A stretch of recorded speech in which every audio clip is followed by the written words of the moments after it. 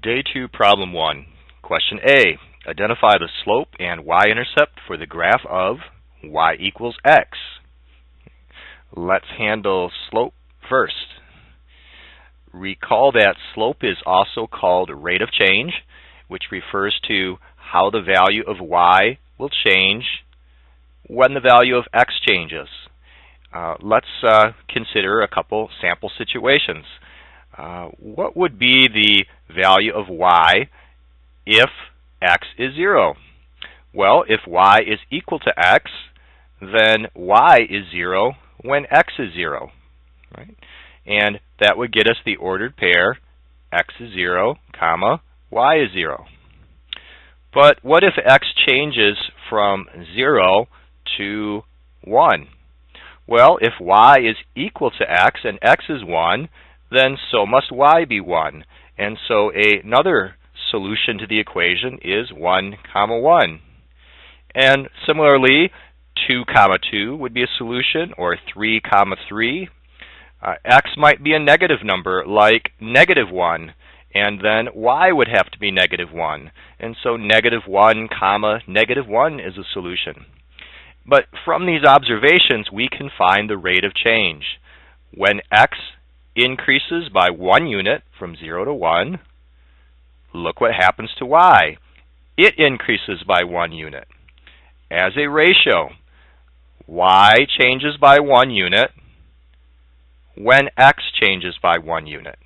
That's a 1-to-1 ratio, which just reduces to 1. And so the slope of the line that we draw on the grid is 1. Now the y-intercept. Where does the line cross the y-axis on the grid? Well, recall that that's the value of y when x is 0. But if y is just equal to x, then when x is 0, y must be 0 also, right? That was the first ordered pair that we had considered. So the y-intercept is 0, or as an ordered pair, 0, comma 0. Now we can graph this equation. It will touch the y-axis at 0, comma 0, which is the more famously known point called the origin. It is a line that passes through the origin, and it has a slope of 1, or as a ratio, 1 over 1. And so from this point, when x increases by 1 unit, y increases by 1 unit. When x increases by 1 unit, y increases by 1 unit, and so on. So drawing a line through these dots, we get this line. It's a line through the origin, and it's angled using a slope pattern of right 1, up 1, right 1, up 1, right 1, up 1. Now, Day 2, Problem 2. The table shows improvement in test scores due to the amount of studying. Assume the relationship between the two quantities is linear. Find and interpret the rate of change and the initial value. So in the first column of the table, we have various values for x, and in the second column of the table, we have values for y.